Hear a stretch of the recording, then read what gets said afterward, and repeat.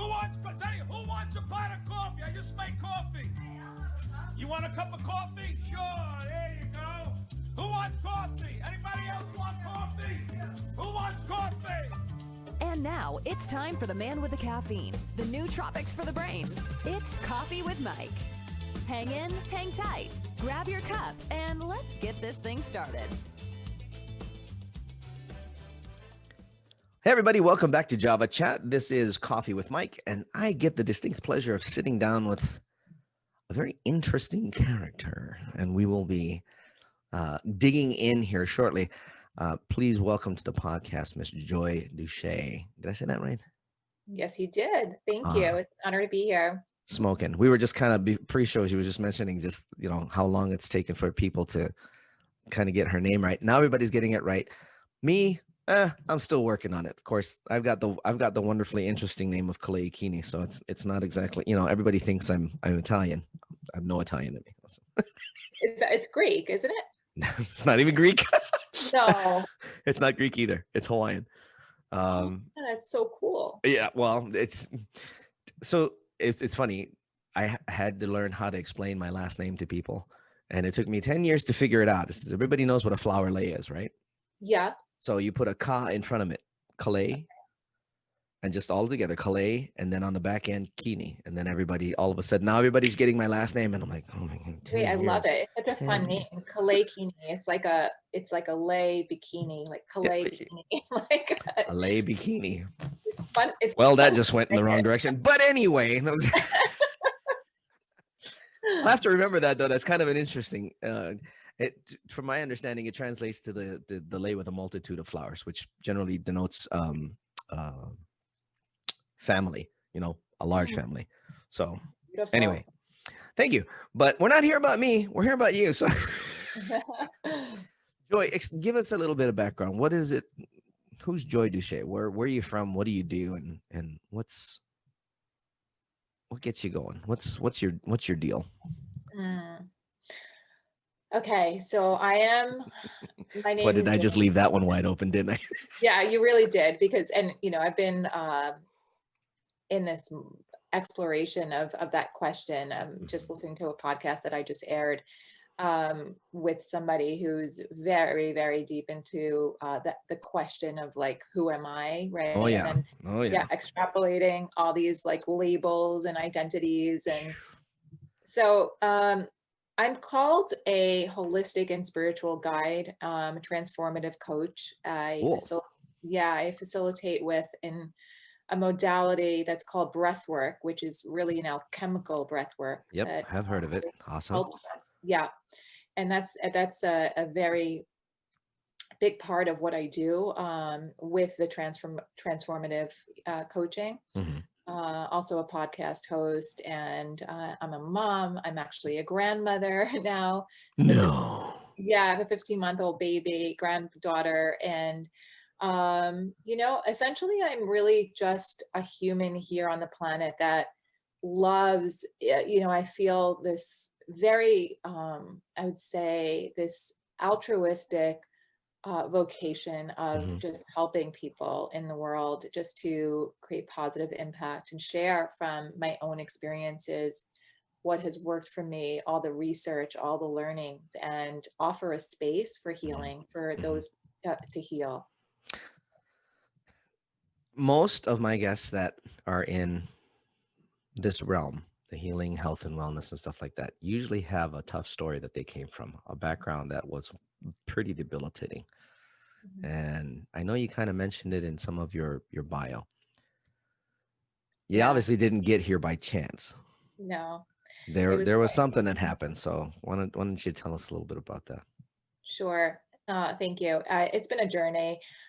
I'd say about 20 years ago, I experienced great adversity in my life. I suffered an ischemic stroke. That was really like I would say that was like the catalyst of this great awakening to living this very multidimensional spiritual life that I get to live now. But it was a journey, and there was so much pain you know, that led up to that ischemic stroke.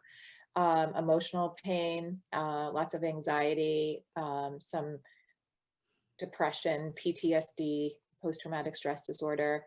I lost my brother 9 years before the stroke to a very tragic death. And it was very, very traumatic for me and caused lots of emotional pain that I just held and suppressed. And I didn't, you know, I didn't have any way of really releasing that. And I felt that, you know, I'm a big believer in, you know, emotional pain will manifest into physical pain if Oh, you yeah. don't deal with it. Mhm. And so that's what happened with me, I believe. And when I suffered with this very, you know, scary near-death experience of the stroke, it changed everything for me, because it was that time that I was forced into this stop. Like I just could not run anymore and numb the pain and not fulfill with external things. And it was a very dark year of recovering, where I started to seek, you know, and ask myself the question. Like I was willing to face that pain in a very dark way, in that darkness, but there was something that I held on to that I believe was from the divine. It was like a, you know, and that was hope. And that's what ultimately led to this beautiful awakening to how I was going to shift lots of things in my life that were no longer serving, in order to get back to that beautiful connection to my core, myself, and realize that I was so worthy of living this way more dimensional way of living. And so 11 months after the stroke, I was given the okay to actually, like, you know, that I was okay to move my body again and go about my life. And it was just remarkable, because I started running, and I got the running was it was just this incredible experience of connecting to my body in a whole different way. And I just felt so much freedom from that. And I began this love affair with connecting, you know, the mind, body, spirit connection. There was like this union that started to really awaken to me in every aspect of my life. And I then ran a marathon as the celebration to my Really? yeah. And that was it. Like, it was an infectious, you know, journey from then on, and where I started to seek all things from the holistic realms, from the esoterics, and all of this energy healing. And it was just this, you know, I definitely went through some hurdles along the way, but fast forward to where I am today, I now have a practice for about 5 years where I am, it's pretty steady, with facilitating a lot of sessions for people that do, you know, whatever it is that they're seeking in their life. If it's, you know, just being curious about some kind of shift, you know, feeling like, oh, there's a wide spectrum, right? Yeah. Some people come to me with severe anxiety. Some people are even suicidal, like they're, you know, and then there are the very mild, you know, the cases of, you know, not really feeling whole within themselves, or that they're just, you know, curious about awakening to just, you know, a more expanded way of living. So there's all kinds. And I just love to meet people wherever they are. You know, it doesn't matter. It's like, I ran into someone the other day, and she's like, I would love to start working with you, but I've never meditated a day in my life, and I don't know what that's like. And you know, and there was this intimidation, and I was like, oh my gosh, I can't wait to work with you. And she was like, really? And I said, of course. You know, I love people that have never meditated, you know, working with people that have never meditated, or think that they're not spiritual, or they think they're not holistic.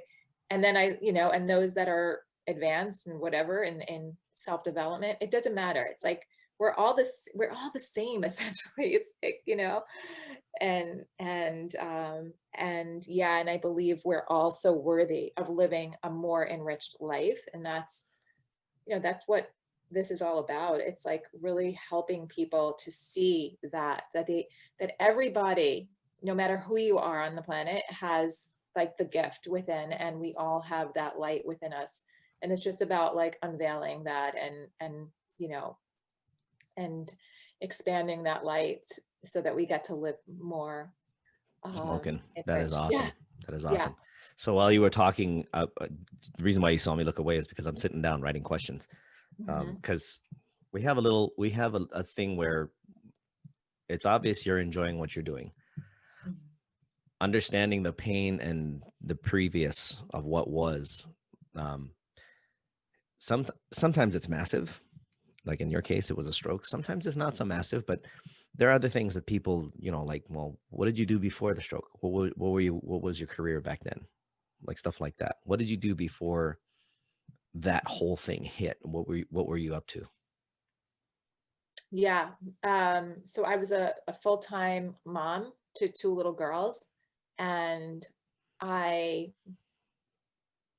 daughters, you can see they're like they're my Yep. everything. I Yep. love, Yep. right? Yep. Yep. I loved being that. I knew that I didn't want to work while they were still so young, Mm-hmm. because I just felt that that was my purpose in life at that time. Mm-hmm. However, I struggled so much as a mom to these beautiful young daughters because I was in so much emotional pain, and suffering, and I had to keep that quiet. And Mm-hmm. I felt so much inadequacy because I felt that this was I couldn't be a normal mother if Yeah. I was, suffering while I was at the playground with Oh yeah. them, and I was Oh like yeah. not present with them. Yep. So that's what I was really up to. I was a wife, I was a mom, a friend, and that was really, And it. then Like it and then wasn't and then the stroke hits, and all of a sudden, boom. yeah, yeah, it's like wiped away in 50 seconds or less, 60 seconds, excuse me, the old title. Um, when you're done with all of that, excuse me, when you're done with all of that, obviously the event has happened. You now realize that there's a lot more going on than you previously thought. Like you said, you were repressing, and it was obviously did you in. Where did you start from there? I mean, what did you start? Where you're at now, you've obviously been through a number of journeys, but where did it start when you finally realized, okay, this isn't going to work? This isn't going to work short term or long term. This isn't going to happen. What did you start doing? I mean, how did you start finding these different what's the word, modalities, these different platforms that you could start going, oh, wait a minute, you mean I don't have to hold on to all of this crap? I can actually work through it or work with it or use it even to my advantage. Where did that start kicking in? I love that question, Michael. Thank you. So the first thing before anything is course correcting, right? And Mm, assessing, mhm, okay, what literally, just what makes me feel alive and what doesn't. mhm, It's like, what do I need to let go of? What do I need to edit out of my life, right? And so all of the things that we were doing before, like going out and just numbing and drinking and all of that stuff that was like just numbing the pain, and mhm. the excessive shopping and all those Wait, things wait, that wait. That's not good. I can't do that. I mean, Oh, Amazon's gonna hate me this month. you know what I'm talking about. We all have our vices, but it was just like all of those things that I thought I was, that I was seeking fulfillment from that were Hmm. not really nourishing me. Right. It was time, I'm sorry to say this, but even friendships that I didn't feel were serving friendships where I Hmm. felt, like true, nourishment and reciprocity, Yeah. and so that, and and the lifestyle and the shifting, so all of that first and foremost. And then it was, okay, what are the things that I'm, little synchronicities would just like drop in, and it was like, okay, I heard these two trainers at the gym talking about this holistic guru that, you know, um, talks about the holistic lifestyle, and his name is Paul Chek. And then Oh, I went, Paul. you know, Paul? Oh, not personally, but yes, I know Paul. If you don't know Paul, you're missing out. I think, I should probably bring him on here too, because he is phenomenal. Well, Paul's very dear to me. So I actually mentored with him one-on-one. Oh, that had to have been awesome. It was incredible. I'll never forget my first session with him, and he just shows up with he's really awesome. I mean, I followed some of his stuff, read his books and so on, and was doing some of his training, and I got to get back to that, because that's a guy that just, he gets it. He gets the human anatomy. He gets the human being. He gets it. It's, well, I'm jealous. I'm just going to tell you that I'm jealous. I know. I have to get him on my podcast too. I've been waiting. It's just like, he's like, he's popular. Yep.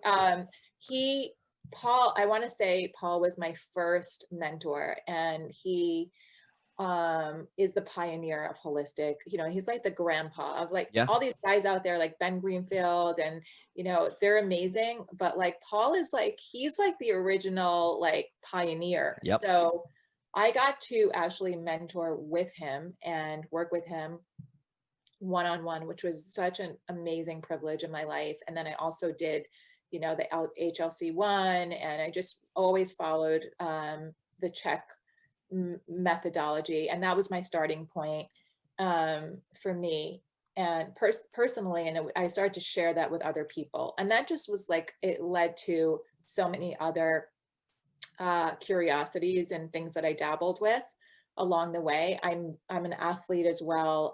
I went off to run like 14 marathons and train competitively with running, and then only 14, slacker. Yeah. And and ran races of all distances, but essentially it was always about like connecting the mind, body, soul through those experiences. And then all of these amazing healing modalities that I became very curious about. I had an amazing experience with meditation, with biofeedback, where I started to practice meditation, just like the Navy SEALs. I was working with this coach. I was fantastic, and helped me shift the architecture of my brain. So PTSD started to diminish, and I became super flexible, went from like living very rigid to living, oh my God, like spontaneous. And like, that was a whole different awakening. Oh, I bet. And then I found breath work, and that was life-changing for me. That was where that's really when I knew I had to start this practice and incorporate everything that I facilitate with today, which I call the alchemy, which is just like this fusion of lots of intuitive things that I get. Plus the breath work. And the breath work was, I was traveling to LA from New York. I traveled to LA for 4 years, steadily for about a week every month. And that's where I did a lot of training with David Elliott for the breath work. And then, I know that name too. Good. Yeah, he's wonderful. Yes. He's another great mentor. So yeah, that's pretty much like the journey. So it just came as it came, basically, is what you're saying. I had a question. When you've run 14 marathons, or probably more by now? No, 14. I don't think I ran more than 14, but yeah. And then just lots of races. What's the most memorable one where you found yourself all of a sudden in that zone? Okay. I know it happens. It's happened, and it happens in different places. For some, it's in running. For some, it's in training. For some, it's just like, where did it happen for you? Okay.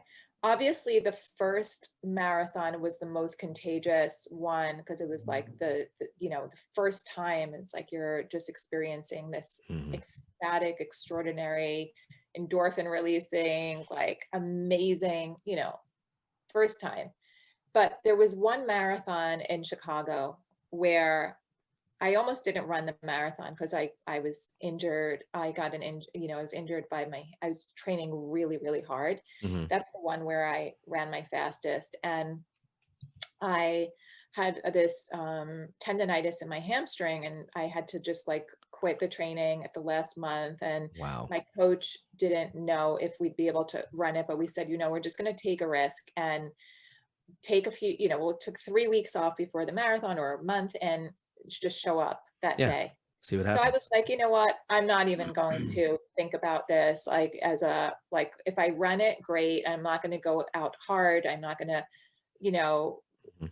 train according to what what I trained for all Right, summer. right. Sure. And when I went out there, I had a completely different experience because I was in such a meditative state of just enjoyment that I got to run it. And it was wild because I didn't really feel like I was in my body. I was just in the zone the entire Mhm. race with a smile from ear to ear.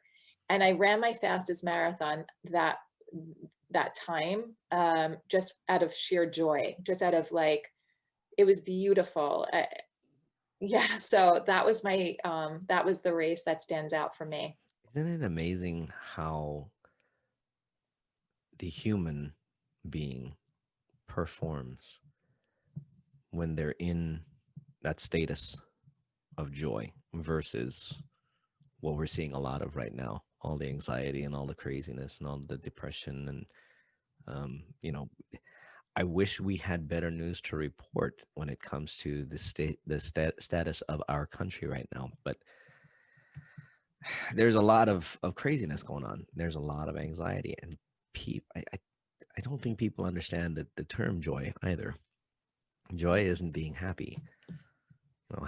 Being joyful or having joy can happen in the midst of some of the heaviest storms. We're talking about you running a marathon. That's a physical stress and can become a physical trauma. But if you're in a stasis of joy, now notice the different term that I used. If you're in a stasis of joy versus just going out and seeing if you can do it, the human body is amazing. It can do some crazy things, and to be able to come out of it with your fastest time just because of the fact that you were just happy that you could run it. By the way, kudos for taking the month off. I probably would have done the same thing. But the idea of being able to, you know what, I'm just gonna go. I mean, how many times in life, and this is for any of our listeners that are listening or watching, how many times in your life have you actually looked at something and went, damn it, I'm just gonna go do it, and all of a sudden a better result comes out? Might not have been phenomenal, or maybe it was phenomenal, but it was a better result than what you expected because you literally honored yourself and said, we're going to give this a go and we're going to see what happens. I think a lot of people miss out on that because they're so focused on all of the what if. Well, what if it works? Well, what if Yeah, it happens? I love that you bring this up because of what we're experiencing now and all of the worry and hysteria that's circulating like around me collectively in New York. Yeah, So you're in a what's the word? Um, Vortex of it, if you will. And you're like you're like right in the dead center of it. I mean, mhm, that's got to be quite a pressure, if you will. absolutely, it's like a pressure cooker. Like there were just sirens just now going by, and it's like the sirens sound like they're 10 times louder lately. Um, Yeah, so I can yeah, feel that. absolutely. And what I love about what you said is, you know, joy, right? Hmm. Versus like the constriction and the density and the noise that blocks that joy, right? So for me, it's like, what do you connect to, right? When I'm out there running and I'm just connected to this feeling of gratitude the entire time. I'm connected to gratitude, and I'm not connecting to the anxiety of, will I make it to the end? And so that's how I live my life mostly. While there is all this noise going on right now, I'm just grateful right now to be here with you, to be present in my body, to have this opportunity. And I'm not thinking about, what's going to happen tomorrow with Right. the state of the country. I'm grateful for so many things. I am also very connected to nature. And what I found to be a profound healer is that when we are suffering, go and connect to something of a greater force and also connect to the vitality of nature, of the miracle of nature, that we get to wake up every day and experience a new sky, a new sun, a new, and its fullness. I'll have to remember to send you. We were just out at White Tops in the Valley of Fire this past weekend, and I like to go climbing. Which may not always be a wise idea at my age, but I don't care. I go climbing anyway. Good for you. But it was out at in an area of the Valley of Fire. They call it White Tops. The tops of the hills and stuff like that are white. Duh. But I got up on one of the little projections of rock just to, get up on there and hang out and see what happens. And in the video, I stopped for a second. You can't hear a thing. There was no wind. There were no cars. There was nobody walking around. It was absolute silence. It was completely deafening. It was the most peaceful moment of my day.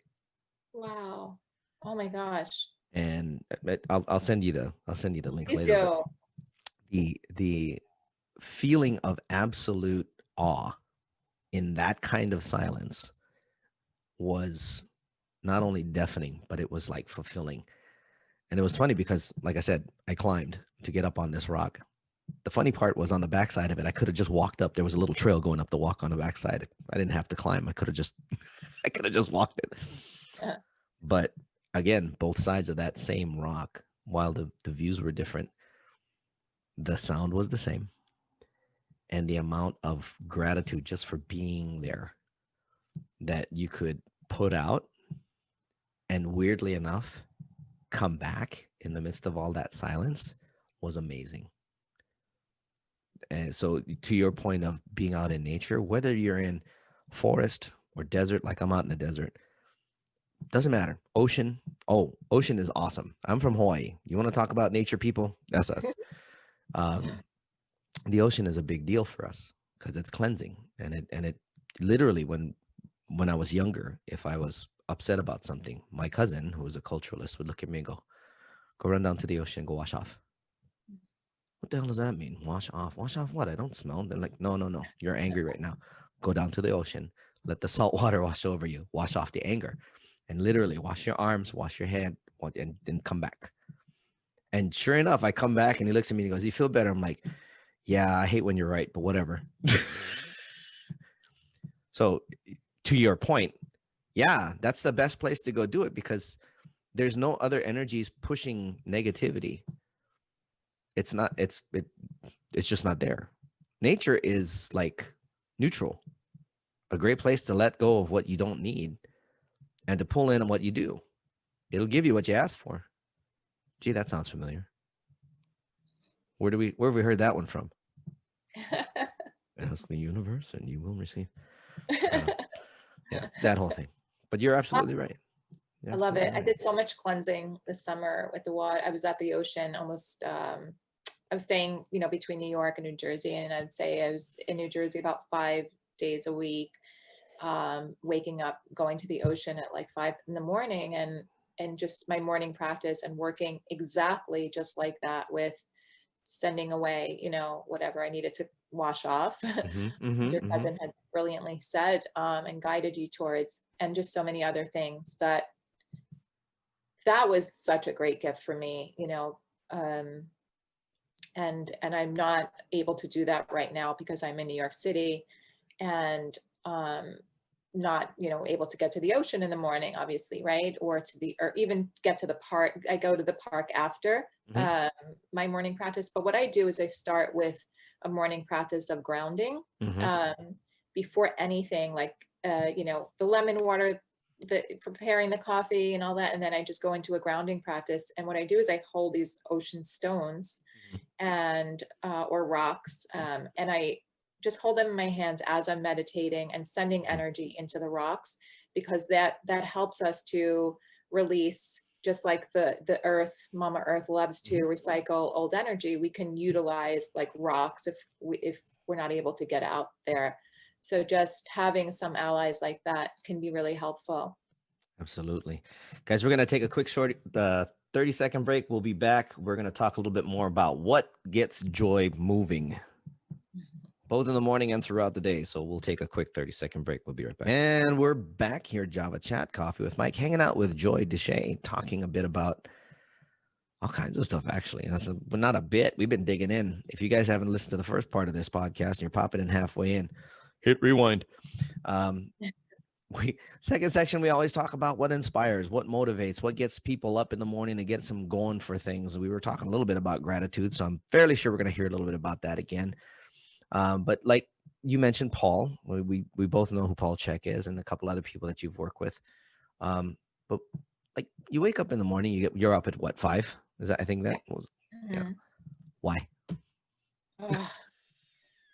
I live for those hours before. It feels like the world is untouched. It feels like it's just a still time, just like that experience that you had on the top of the mountain. That's what it feels like for me at 5 a.m. Nice. And I call it the nectar of the day. Nice. It's just the juicy, beautiful part of the day. I get that. So yeah, I can't wait to get started. I typically wake up, look up to the east. I'm also a little bit, into the shamanic work. So I know you have a little background in that too. So waking up, looking up to the east and just giving thanks for the new day and, and really breathing that in, that new day, that new opportunity to reinvent myself, to do better, to learn something new. And then it's, and it's gratitude practice, and it's, I always start with a grounding practice, and then I intuitively will go into where I feel called with what I call sadhana. And sadhana is the service. It's a spiritual practice of service, and of wherever that takes me. There's a lot of things that are inspiring me these days. I'm invested in the Gene Keys. Do you know about the Gene Keys? I don't. This is an interesting subject, so go for it. It's a profound, I would say it's almost like an oracle. It was cultivated by Richard Rudd. He's profound. And he created this it's derived from human design, from the I Ching, and from astrology. It's just like this synthesis, and it kind of feels like it's like almost like a transmission that's like a map of your soul that is just this beautiful guidance. And I've been invested in that in 2 programs of the Gene Keys, and so I'm like fascinated by it. I'm learning, and I'm in it, And so I might do some of that in the morning, or just more, a meditation, a energy scan, lots of journaling, and working like whatever, crystals, or wherever it takes me. Yeah. What about your clients? What about my clients? Is that one of the reasons you wake? Oh my gosh, absolutely. Everything that I am working on with myself, like if I feel like it is to share with my clients too, it's like a transmission again, I feel so lit up from, the work that I do. I have a few clients that I'm working with very closely, very intimately in a 6-month container. This has been such a beautiful segue, or like, portal into deepening the work. Where I get to really share in a more profound and pronounced way. Sure. Right. And then there's other circles of groups that I've created, and the mentorship, my 8 mentees that have completed the first phase of the Joyful Approach Matrix, with the mentorship. Yeah. So there's just like a lot of, different offerings and groups, and the creativity in it. I love to bring in creative new energy into the work that I do as well. Sure. So yeah, absolutely. I wake up for them too. Yeah. Yeah. We always assume that the family is a part of it, because you know you have your little girls, and you you just mentioned your grandmother as well, so they're obviously a part of the motivation. But it's one of the things, as coaches or as therapists and things of that nature, that's one of the reasons that most of us get up, is because of that service. We know somebody's going to get some kind of good out of today, whether that's us facilitating it or hopefully them finding something that we've been telling them to look for, et cetera, et cetera. Yeah. I want Go to, ahead. sorry. Go ahead. I want to add, it's really sharing love with the world, too. Like it's waking up and, embodying that love. And Mm-hmm. if there's anything that I need to do to make sure my heart is open, like course correct and get, do that somatically, right? It's embodiment work and activation. And then just like, sharing that with the world too. Like that is ultimately what I thrive on. Yeah, that's one of the reasons that we started this podcast, was because as many as there are, and there's a lot, and there's a lot of people that love to go listening to some of the celebrities, but it's like, after a while, there's got to be something else. And some of the stuff that the bigger podcasts talk about, they get kind of deep sometimes. Some of them are very long form. I still listen to Joe Rogan stuff, and he's got like a 2-hour format. It's a long time to listen to something. Well, if you're only taking a 15-minute ride to the store, not going to really be able to get that far Mhm. into it. If you have something where you need to, pick up a couple of golden nuggets or something, that's why we did this, was to bring good people who have good insights, have the love to share, like yourself, that want to come out and just say, hey, this is what happened to me. This is why I'm doing what I'm doing. These are the things that work for me. And these are the things that could possibly work for you. And if you want to find out more about it, then, here's where you can find me. We wanted to make it so that it was something where anybody that had that kind of love could come and share it. And we've had some great guests. I mean, if you look at the roster of people that we've had, I've had an Air Force drill sergeant who's finally put in his papers for retiring after 19 years of service. He was an active drill sergeant for the Air Force while building on like 3 different businesses as an entrepreneur. He's finally put in his paperwork to retire, but he's probably one of the coolest, most loving guys you'll ever meet. And you don't always hear that about drill sergeants. Yeah. That's kind of an odd thing to hear about a DI or DS, but they really, and in all honesty, to be fair about DIs and DSs, they actually do. They actually do care. They actually do love you. They actually do want to see you succeed, because if you don't, you're not coming home. And that's the last thing they ever want to hear, is one of their recruits didn't make it back. So they're hard as F on anybody that needs to get the discipline. I appreciate that. That's one spectrum. Then we got guys like David Meltzer, Norman Plotkin, all these other people that have been on. Same story. They come, they share the love, just like you're doing. And their inspiration is fairly similar to yours. I get up because somebody needs something. I don't know what it is necessarily, but they need something. We want to give that to them. You have a podcast. I'm sure that's the reason that you started your podcast, is because people need something. You want to give that to them. So it's an inspiration of cause, and I should say of good cause, that's worth doing. Does that make sense? It makes a lot of sense. It makes perfect sense. Yeah.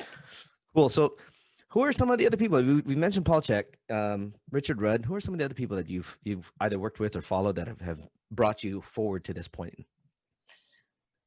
I'd say Caroline Myss is one of my greatest teachers as well. I followed her extensively and did some work in Arizona with her, and I just love her work. What does she do? I'm not familiar with that name. She is she's an author. She's a theologist, I believe she calls herself.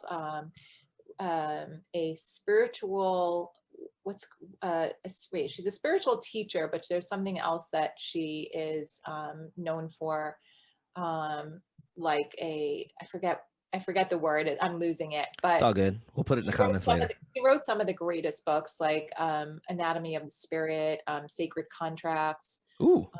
Yeah, wonderful, wonderful, wise woman, really strong lady. As far as for me, I found that she was definitely, like, I call her a mentor Sure. because I think that women need female, leaders also as well, that are, really doing the authentic work as well, and So leading. so do guys, just so you know. Yeah.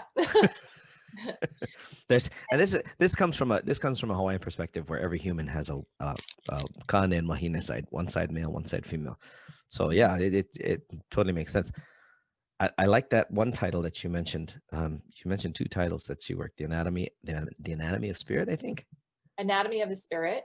Yeah. Yeah, I'm gonna have to go find that book. It sounds interesting. It's wonderful. It really is big. I feel like it's a game changer for a lot of people that mention it. And then there's this woman that I worked with. I had the honor and privilege of working with most recently. Her name is Anne Davin, and she is a wonderful depth psychologist that specializes in feminine leadership as well. And she really, really is one of the wisest women that I've, got to work with, that I can call a mentor as well. And what kind of things have you pulled from her as a mentor? Oh, and just for point of reference, anybody that's listening, mentors are sometimes mentors without even knowing it. Exactly. It does happen Yeah. often. If you're watching them put out content online, they're kind of a mentor. I mean, Mhm. it fits the parameters of what one is. So, you don't always have to be personally involved with the person for them to be your mentor, especially if they're dumping a great bunch of content on you that, resonates and works. So just remember that, guys. But anyway, again, back to what I asked with Anna. What are some of the things that you picked up from her?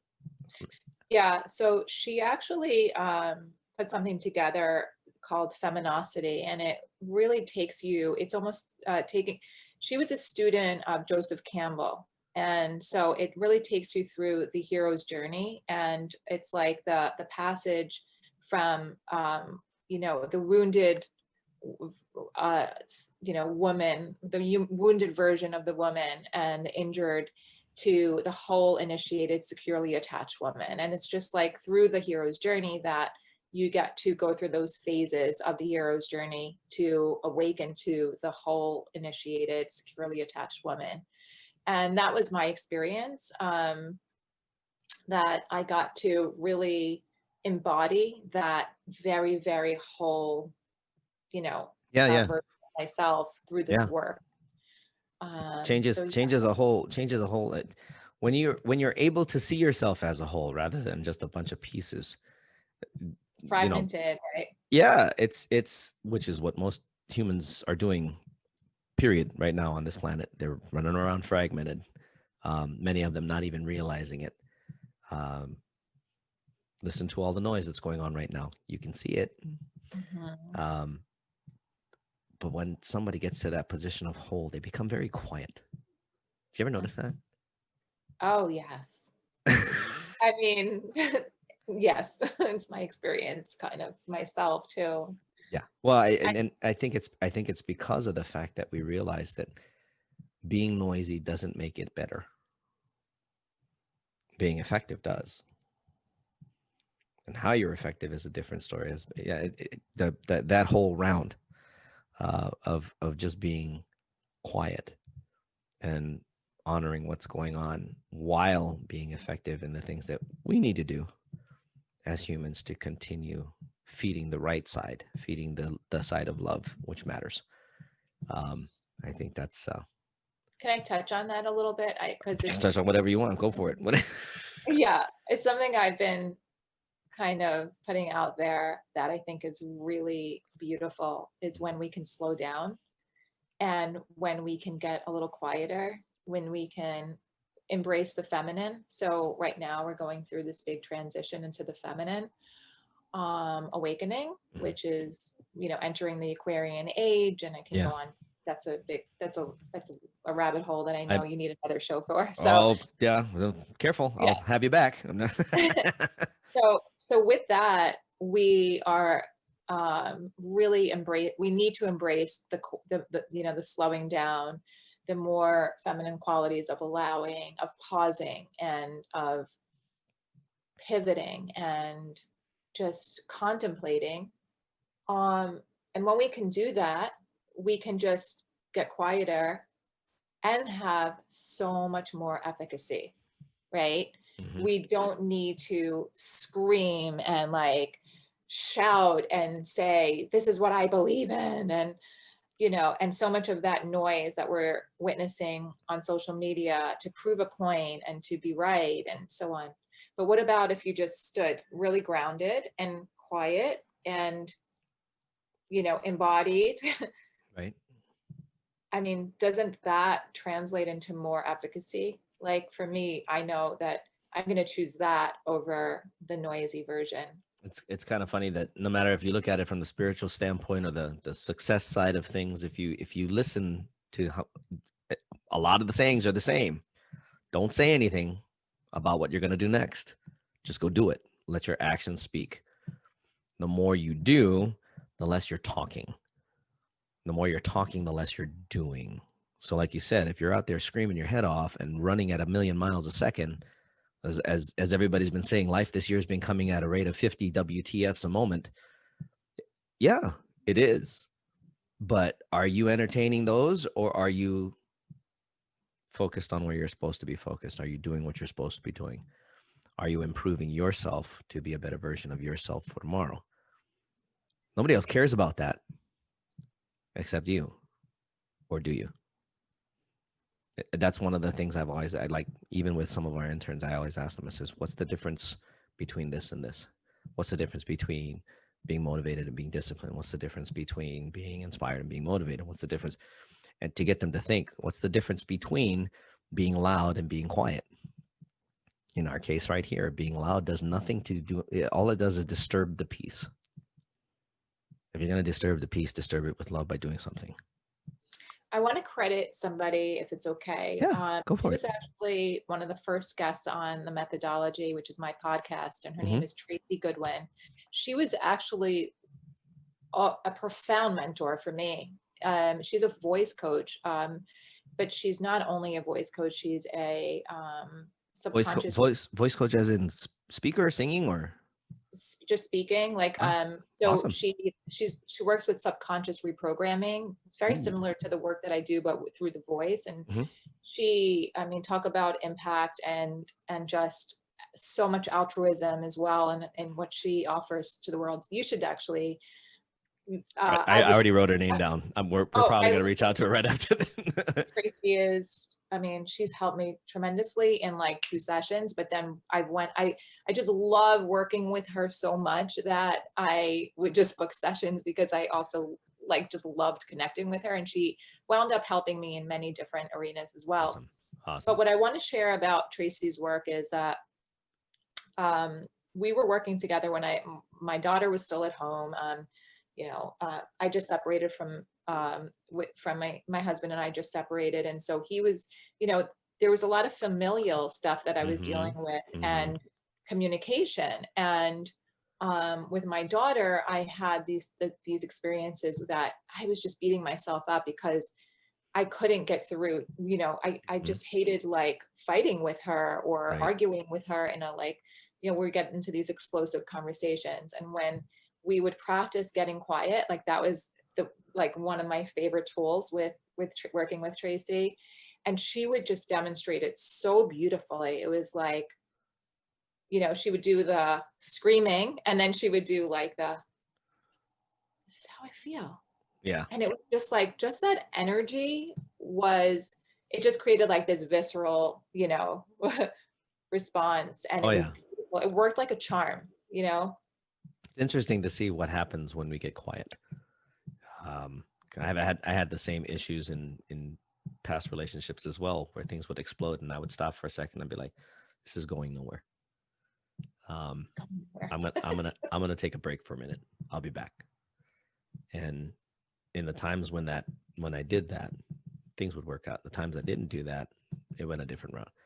It's fairly telltale when, I mean, if you're really paying attention, that the louder you get, the less effective you're going to be. And the quieter you get, the more, I mean, they even talk about this in the Power of Seduction. It's like when you're quieter, people tend to lean in because they want to hear what you got to say. If you yell, they have a tendency to be repulsed and walk away. They don't want to hear it. They don't care. You could be telling them the world is on fire and you're going to die. They don't care because you're yelling. It's a weird response that humans have to that kind of energy versus the quiet energy, if that makes sense. Totally. Cool. We're going to take another quick 30-second break. We will be back and we're going to talk about what's in the future for Joy. 30 seconds. We'll be right back. Talk to you in a sec, guys. All right, guys. Last section here at Java Chat. Coffee with Mike, sitting here with Joy Dushey. And we kind of talked a little bit about her practice and what she did, but we're going to go like full minute 30 elevator pitch. I want to hear what you do and what this is all about. So give us an idea of what you do at present. What is your business about? Who do you help? That kind of thing. Okay. So I am a transformative coach, spiritual. Sorry. I ran out of coffee. I got to drink water now. Anyway, I'm sorry. I didn't mean to interrupt. I'm just like, oh no.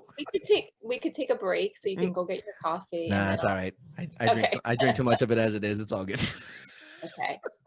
So I'm a New York-based transformative coach and spiritual and holistic guide. I facilitate with breath work and energy healing. I am a podcast host, and I also am a mentor. I also organize. One of my greatest passions is organizing Sanghas. So it's where I bring community together. I've built community, and I offer the space for collective healing through these Sanghas. Spelled as it sounds, S-A-N-G-A? S-A-N-G-H-A, I believe. Ah, okay. And I'm actually facilitating one tonight. So I get really excited about it. It's a very full immersion with breath work and sound healing. And is there going to be a link that people can come to? How does that work? I always share the events. This is a live event tonight. Sometimes throughout quarantine, I was doing them virtually, but I just felt like that we had this deep desire to come together again, live. So it was time. And so it's a limited in capacity. Sure. It's limited in capacity, but it is there. For now, I'm offering them. So you do the virtual ones, and we'll be happy to promote it because that's the kind of stuff that we'd like to share for our guests. Just let us know. Yeah, thank you so much. I will be offering those, and they're very powerful. I offer both one-on-one alchemy sessions, virtually and in person, and I have clients all over the world that I work with, and the virtuals are very powerful, like potent, and they do work. So people think that you can't have an energy healing session through virtual, but you actually can definitely get the benefits. I can tell you that they couldn't be farther off. Yeah. So sharing time. Where I'm from, there's a lot of spirituality and healing and things of that nature. Where are you from? Maui. Mm-hmm. And yes. that happens to be, according to the energy workers, that happens to be a vortex of energy right above that island. Mm-hmm. So that allows for multiple things, both good and not so good. But I learned a lot of the good side of things. And one of the things that I did learn was your energy can go anywhere on this planet if you have enough connection and intention. Literally had a friend in another part of the world ask for help once. I was young, had no idea what the hell I was doing, but I said, well, here, I have a teacher that said I could do this. Let me try this. They literally told me that the next morning, and some could say this is a coincidence, whatever you want to call it, but the day before they were feeling not so good.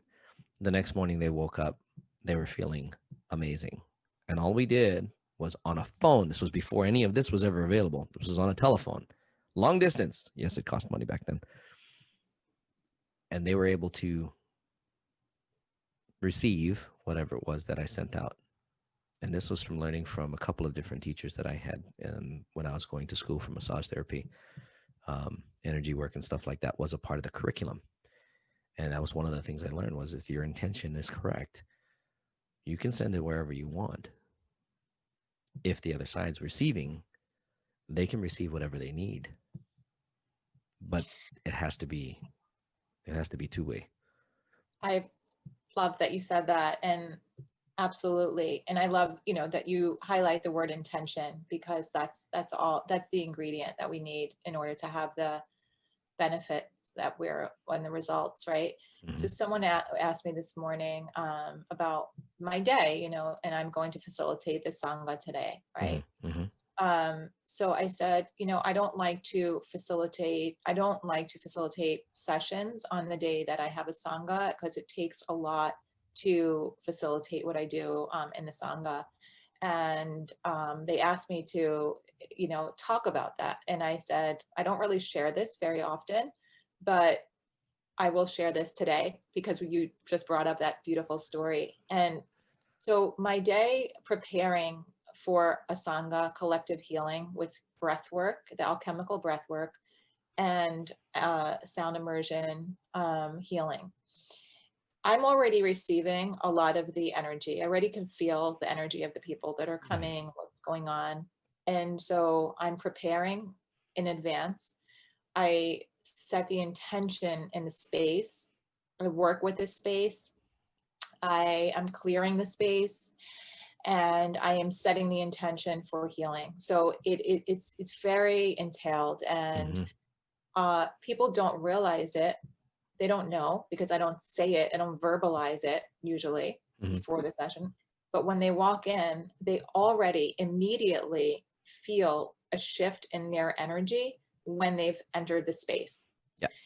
And if you go through my testimonials, you'll probably see about at least 30 to 40% of people comment on, I don't know, I walked into this space and there was this magical energy. I don't know what it was, and that's the intention, right? And so absolutely, you can, through a phone, it doesn't matter, even if you weren't even going to speak to the person, transmitting that with intention is the most potent, powerful work.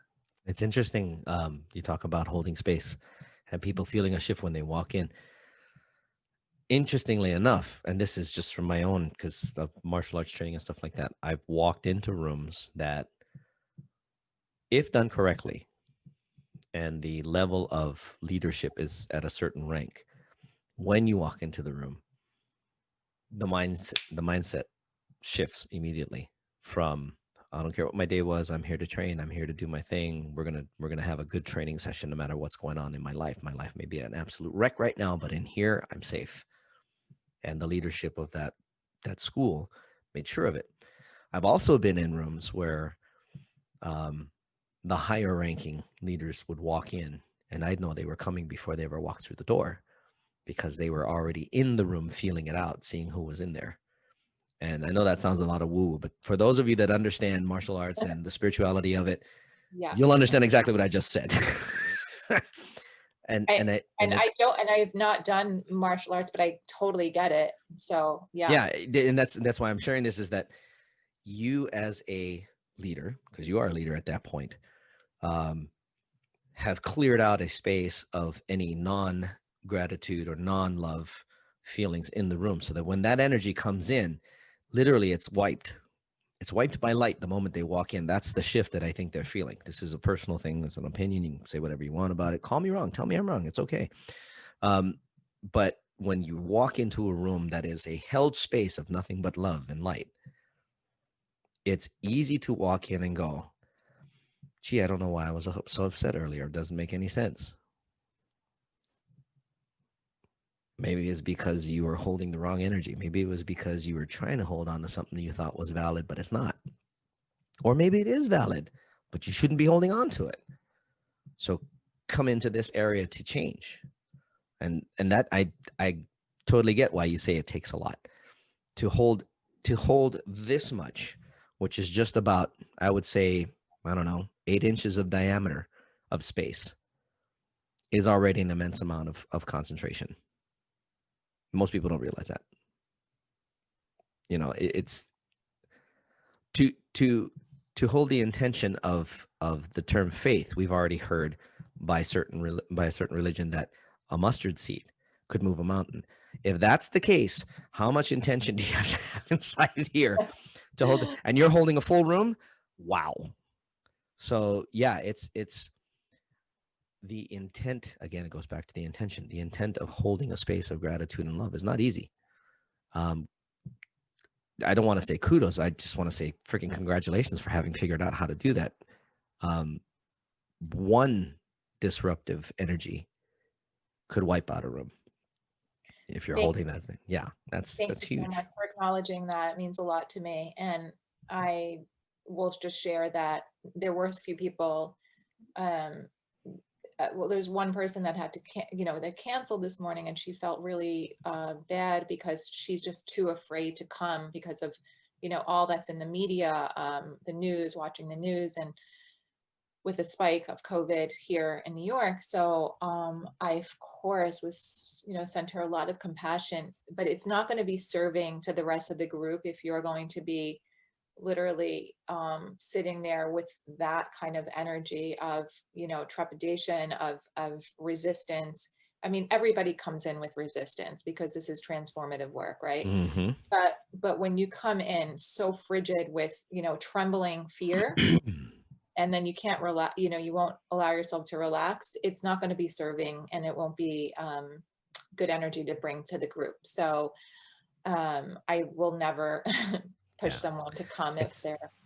Interesting you mentioned fear, because there's so much talk around that about why fear is and the insecurity that's in fear, and the old acronyms and all that stuff. One thing I've noticed for the most part is that if you live in fear, you live in distrust of yourself. And if that's the case, you have some self-relationship stuff to work on. And there's a lot of people. It's funny. Again, you look at some of the other people that are also doing podcasts, the bigger celebrities, you can tell which ones are and which ones aren't. Yeah. So fear is an interesting concept of what we've taken on as an I am, or like like an identity, a form identity that like Eckhart Tolle talks about, another mentor. Mm-hmm. Mm-hmm. And so when we can notice that, then we can work with it. But otherwise we absorb and we become the fear, and we become I am an anxious person. And then that's our identity. That's our ego. That's our, and so. All the stuff that goes with it. Yeah. In a condensed form, Mm-hmm. I don't know how condensed you could possibly make this, because I still think there's a lot to explain. When we're talking about breath work, the actual activity, what are we doing? Thank you for asking that. I was hoping you were going to ask that question, because some people, I'll always ask, have you done breath work, before starting a session? And they're like, yeah. I usually leave the gold questions for somewhere near the end, so people have to listen to the whole thing. Yeah, thank you.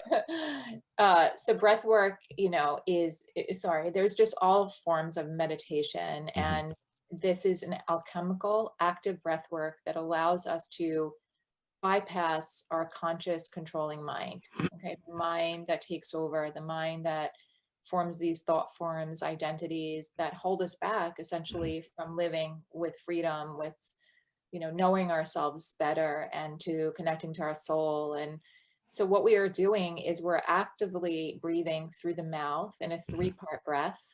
It's a very, it's a circular breath, almost like we're exercising. We're at like a cardio fit class with the breath instead of our body, using our body, and we're lying down.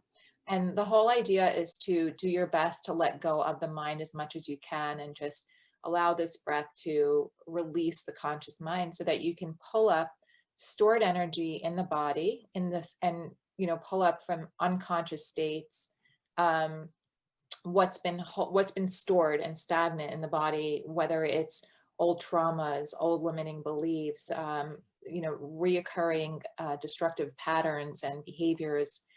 And it can actually move like very primal energy even ancestral printing, imprinting. And when we're able to just let ourselves release, all of a sudden we're just experiencing this radical energy moving through the body. We can feel sensations moving through our hands, through our feet, tingling vibration. We start to see visions, colors, receive answers, and it can be very cathartic. That was my experience. It's usually a lot of my experience is a cathartic release of suppressed emotions. We can feel ecstatic, energy moving, dopamine releasing. It's just amazing. Those are fun. Yeah, there's so many different possibilities that can, take place, and every experience is very different from the other. We're never like going in there with an agenda. It's just we set an intention of what we know we want to release, and then what we want to call in, but then we just let the rest, take its shape. And it's just an incredible, people feel so much lighter after. They feel, I've got a testimonial this morning actually from a man that saw me, I think 1.5 years ago. And it was just so random. And he said, "You'll never believe," he goes, "I know you're not going to believe this, but there was something that actually, the power of our session was just, I realized my power." This is a businessman. He's not like a guy that's like looking, like, Yeah. and it was just, he had this amazing, and he asked if he could gift someone a session because of his, so there were just so many different possibilities. I've worked with creative people in the arts and that have just felt blocked with their creativity. So just lots of possibilities. I think that we got an echo going. I think that one of the greatest things about breath work is the ability to pull. How do I say this? The ability to pull the positive, I'm going to kind of keep this basic, is the ability to pull the positive towards us a lot faster. Work through, or a lot of people say deal with, but work through the things that we need to work through with regards to release.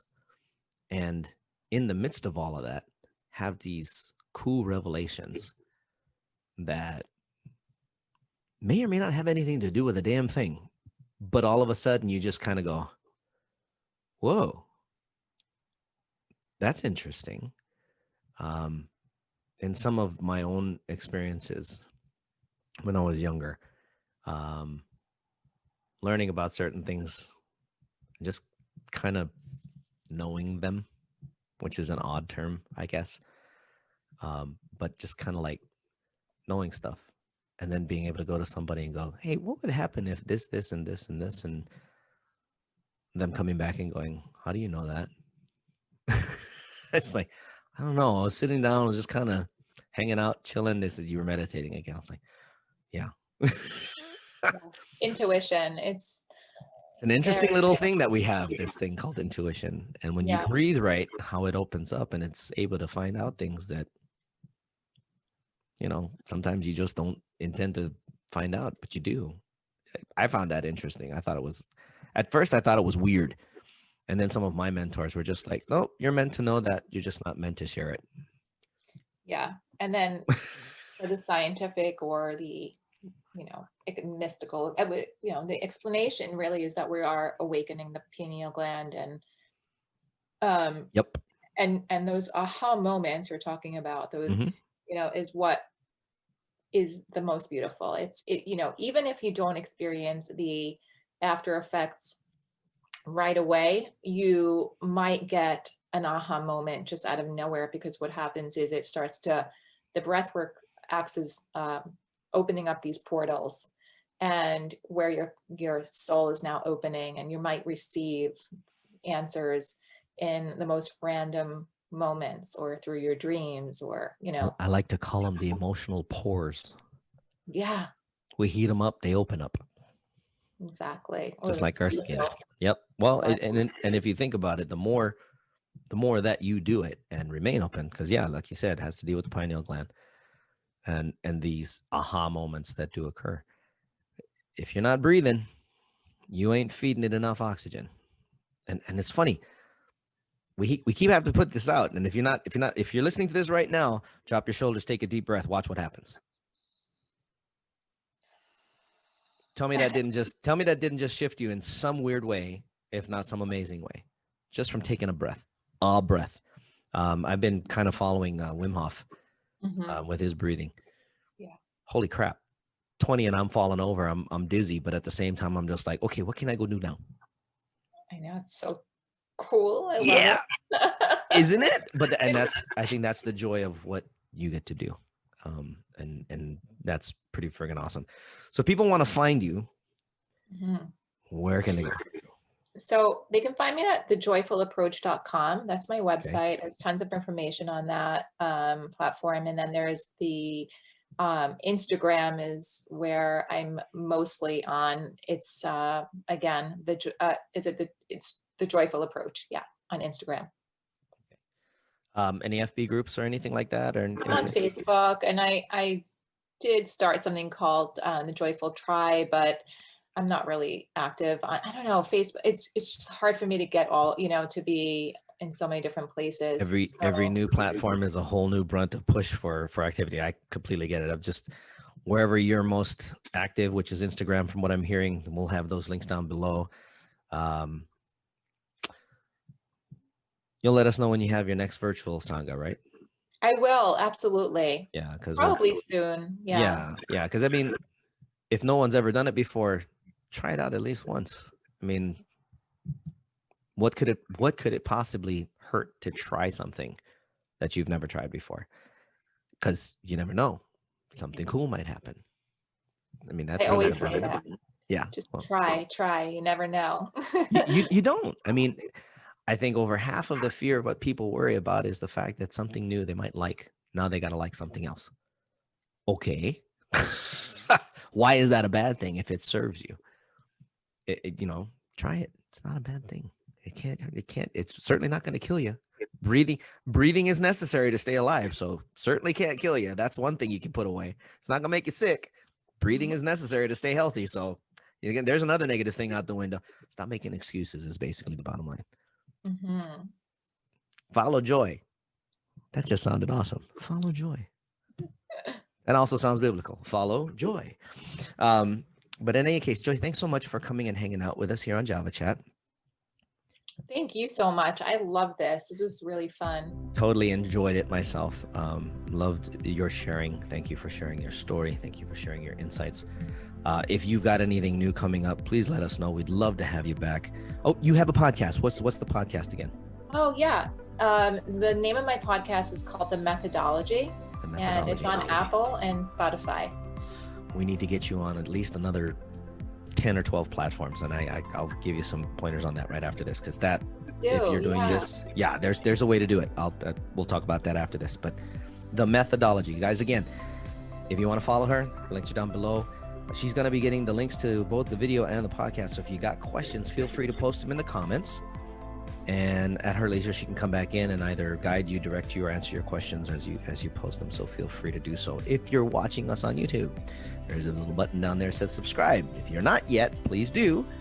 But make sure you also hit the button, hit the bell next to the subscribe, so that you guys know when our next one's coming up and we get more awesome people like this coming on and sharing their insights and their expertise. All right.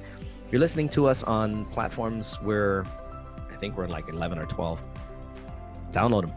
Subscribe on that platform. Feel free. We are on Spotify. We are on iTunes or iPodcast, whatever it is, as well as Google Play. Or follow us on anchor.fm. That's where we home host, if you will. You're free to support us there. We love every one of you stopping in and taking a listen. You know how we love to end these. We say the same thing all the time. And as much as she holds space, we hold space for you here too. We love you. We love you guys for stopping and listening and taking a moment of your day to learn something new or learn something more. All right. So stay up, stay safe, stay healthy, and live. For Joy Dushey and myself, Coffee with Mike. Ciao for now.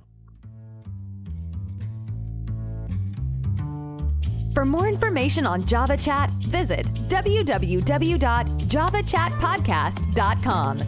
You've been listening to Coffee with Mike on Java Chat. Tune in weekly to this podcast for the next episode. You can also download or subscribe today on your favorite podcast platform. A production of Oasis Media Group, LLC. Located in Las Vegas, Nevada. Copyright 2019. All rights reserved.